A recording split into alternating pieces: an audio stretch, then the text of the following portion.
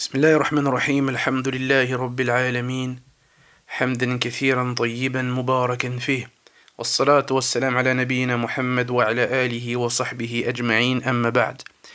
Donc aujourd'hui on poursuit notre méditation autour de la ville du prophète sallallahu alayhi wa sallam, Al-Médina.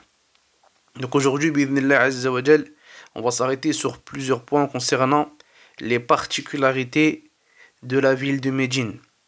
Certaines particularités qui sont liées au côté spirituel et d'autres qui sont liées, entre guillemets, au côté mondain. Donc, parmi les choses qu'on retrouve dans la sunna du prophète sallallahu alayhi wa sallam, le fait que le prophète alayhi salatu wa sallam, eh bien lorsqu'il a quitté Mecca, une ville qu'il aimait d'un amour intense et profond, eh bien il disait alayhi salatu wa salam, comme c'est rapporté par At-Tirmidhi, Ma atyabaki min balad wa ahabbaki ilayya. Donc il disait alayhi salatu wa salam, qu'est-ce que tu es une bonne ville et qu'est-ce que tu es aimé auprès de moi. Walawla anna qawmi akhrajuni minki ma sakantu ghayrak. Il dit alayhi salatu wa salam, et si mon peuple ne m'aurait pas fait sortir de toi, alors je n'aurais jamais habité dans une autre ville que la tienne. Donc ça c'est l'amour que le prophète alayhi salatu wa salam portait à la ville de Mecca.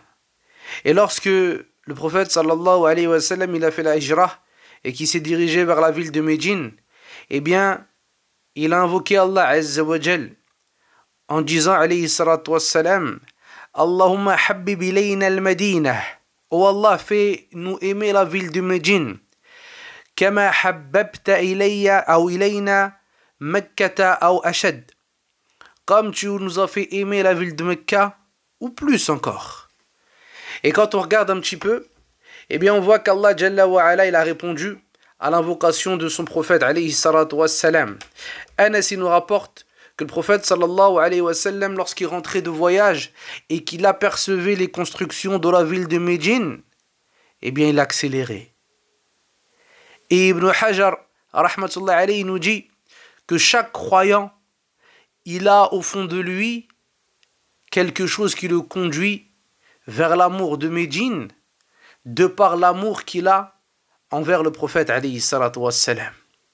Donc ça c'est une base, c'est-à-dire que chaque croyant, eh bien, directement ou indirectement, il va ressentir qu'au fond de lui, il a cet amour pour la ville de Médine. Et ça, subhanallah, je pense que c'est une question dans laquelle il n'y a pas de divergence entre n'importe quel musulman qui a déjà mis un pied dans la ville de Médine.